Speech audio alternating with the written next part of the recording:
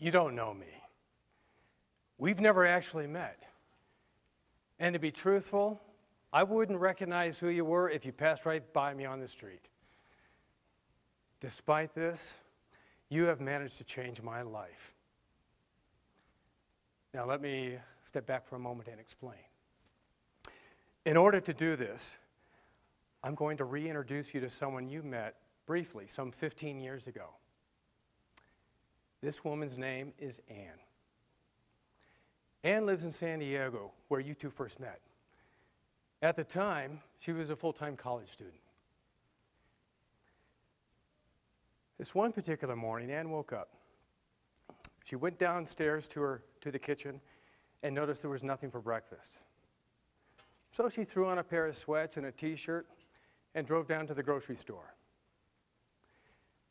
After purchasing her Special K and skim milk, she walked back out to her car. That was when she met you. She noticed, conveniently, your van parked between her car and the grocery store was not there when she first arrived. I still wonder why she didn't act on her initial uneasiness. No matter how many times people tell us to be careful, warn us of the dangers of being out in the dark alone, we still don't believe we are going to be the victims of violent crime. And I guess Anne didn't believe it either.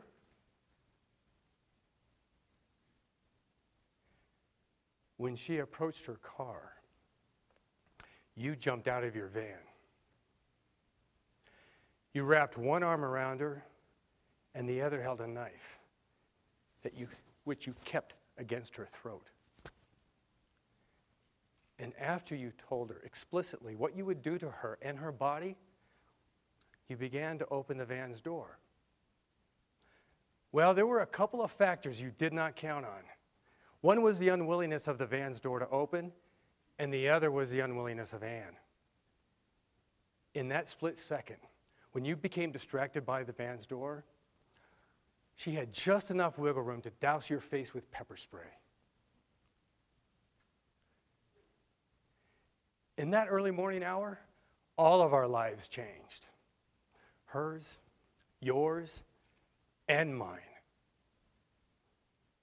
That morning, an emboldened woman became an empowered woman. That morning, I realized that violence against women directly affects me. That morning, I learned that when my sister goes to the grocery store for cereal and a gallon of milk, she has the right to do so without fear. Only about 20% of rapes are caused by strangers.